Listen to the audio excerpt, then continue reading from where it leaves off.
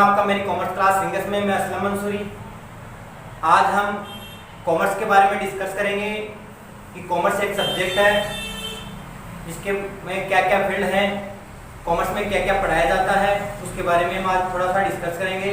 और आज का वीडियो उन बच्चों के लिए, उन पेरेंट्स के लिए या उन मेरे दोस्तों के लिए बहुत बहुत ज़रूरी है जो अभी 10th की एग्ज़ाम दी है, उनका 10th का रिजल्ट आने वाला है और साथ ही साथ वो ये डिसाइड कर रहे हैं कि मुझे कॉमर्स चूज़ करनी है, कॉमर्स पढ़ना है। तो उनके लिए ये वीडियो बहुत ज़रूरी है, वो देखें कि कॉमर्स सब्जेक्ट में किन किन सब्जेक्टों को पढ़ाया जाता है और उन सब्जेक्टों में क्या क्या हमें पढ़ने को मिलता है।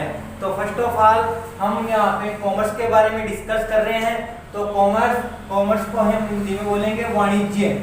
कॉमर्स को हिंदी में बोला जाएगा हमारे पास वाणिज्य संकाय।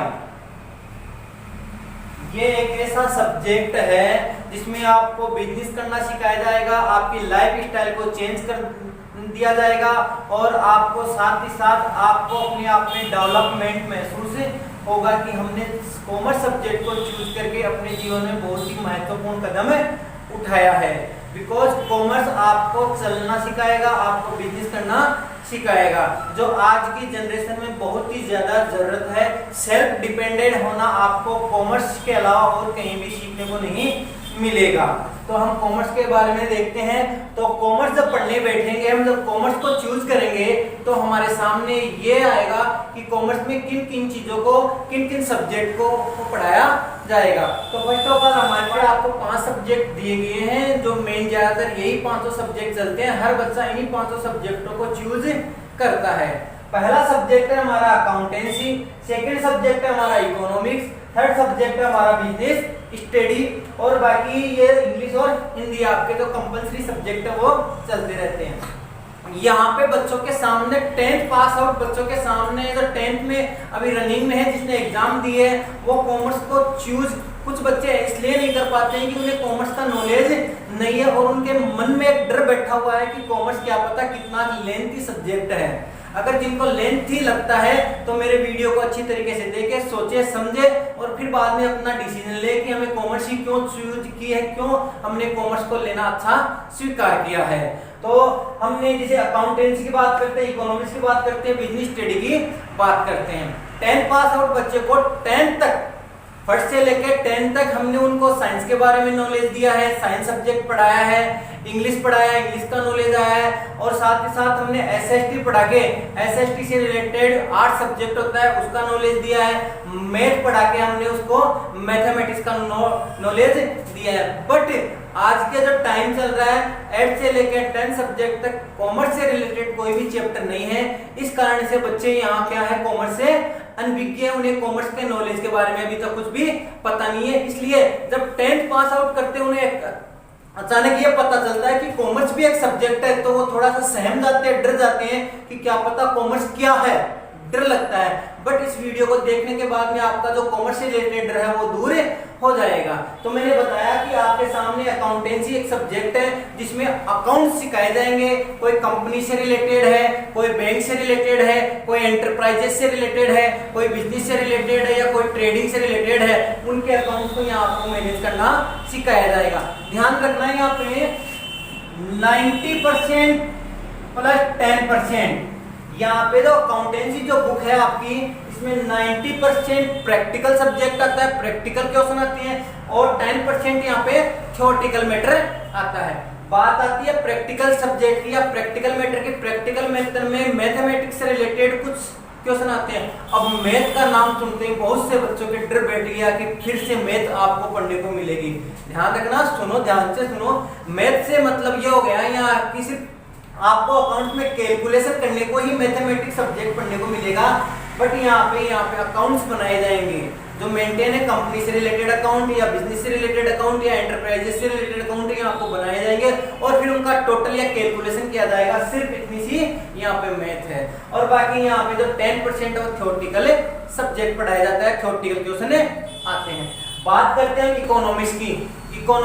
इकोनॉमिक्स जैसे आपने 10th में इकोनॉमिक्स से रिलेटेड आपके 10th में भी चैप्टर होंगे, स्टैटिक से रिलेटेड है, जो स्टैटिक से रिलेटेड है वही क्या इसमें थोड़ा विस्तार से बता दिया जाता है इकोनॉमिक्स। और इकोनॉमिक्स में हमें किसी प्रोडक्ट को इंपोर्ट और एक्सपोर्ट करना सिखाया जाता है कि एक प्रोडक्ट को दूसरे देश में, दूसरी कंट्री में, अदर कंट्री में किस प्रकार से इंपोर्ट किया जाता है, किस प्रकार से एक्सपोर्ट किया जाता है, किस प्रदेश में, किस कंट्री में, कहां पे किस वस्तु की डिमांड है, उस वस्तु की डिमांड का हमें जैसे ही नॉलेज में आता है तो उस वस्तु को प्रिपेयर करने के लिए तैयार हो जाते हैं और उसको सप्लाई कर दिया जाता है। तो ये हमें इकोनॉमिक्स में पता चलता है।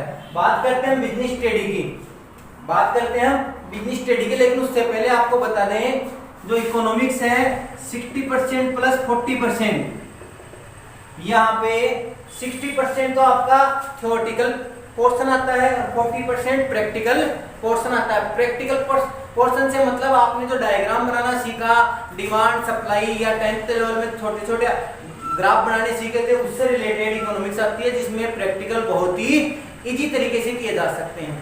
बात करते हैं बिजनेस स्टडी की, और बिजनेस स्टडी हमारा 100% थ्योरेटिकल सब्जेक्ट है। बिजनेस स्टडी हमारा थ्योरेटिकल 100% सब्जेक्ट है।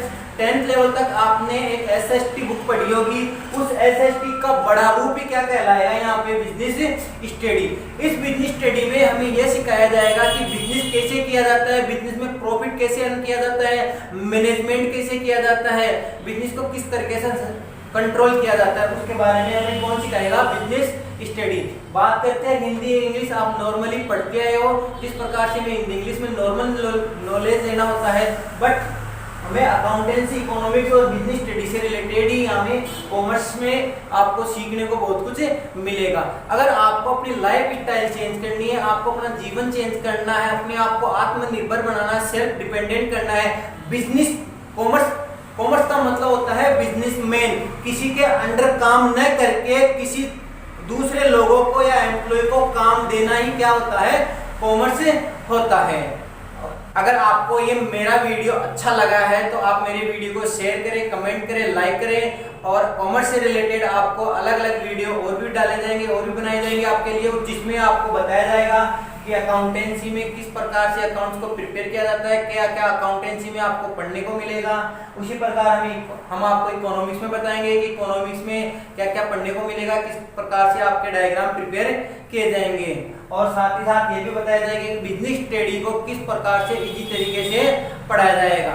ठीक है, तो कॉमर्स अब आपके दिल में, आपके हृदय में, आपके मन में कॉमर्स का किसी प्रकार का कोई डर नहीं रहना चाहिए। अगर आपके अभी भी डर है तो मेरी वीडियो को ढंग से देखें, अच्छी तरीके से सुने, क्योंकि कॉमर्स एक ऐसा सब्जेक्ट है जिसको अगर किसी ने एक बार अच्छी तरीके से पढ़ लिया, लोअर से लोअर बच्चा भी पढ़ लेता है तो वह अपने जीवन में बहुत कुछ सक्सेस कर लेता है, बहुत कुछ ऊंचाइयों को पा लेता है, जिससे कि उसका जीवन अच्छी तरीके से सफल हो जाता है।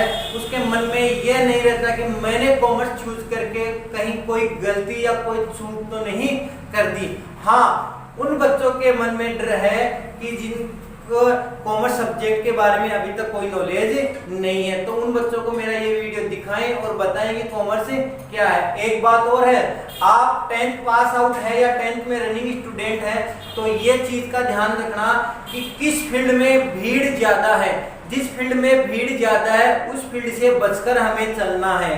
ध्यान देना, भीड़ में तो बहुत कुछ निकलता है, लेकिन भीड़ में जो जाता है वो कहीं नहीं दिखाई देता। भीड़ से हटकर जो चलता है वही सामने लीडरशिप करता है, नेतृत्व करता है, वही लोगों को नजर आता है। मेरी बात को ध्यान से समझना, कॉमर्स सब्जेक्ट में यहाँ पे आपके पास डिमांड ज्यादा है और सप्लाई यहाँ पे कम है। ध्यान देना, कॉमर्स सब्जेक्ट में जो डिमांड होती है बच्चों की, जो डिमांड है, क्योंकि बच्चे को नॉलेज कॉमर्स का कम है, बच्चे सब्जेक्ट कॉमर्स चूज कम करते हैं, तो यहाँ पे डिमांड कम हो गई, सप्लाई उनकी डिमांड तो क्या हो गई, ज्यादा हो गई, और सप्लाई क्या हो गई, कम हो गई। तो जितने भी पास आउट बच्चे हैं वो पास आउट बच्चे कहीं ना कहीं अपने जीवन में सिलेक्ट या सक्सेसफुल हो जाते हैं। तो अगले वीडियो में हम आपको बताएंगे कॉमर्स से रिलेटेड कौन कौन से डिग्री कोर्स होते हैं और कौन कौन से प्रोफेशनल कोर्स होते हैं, कौन से कोर्स कितने टाइम का होता है, उन सभी कोर्सों के बारे में आपको थोड़ा डिटेल से बताया जाएगा। तब तक के लिए थैंक यू सो मच।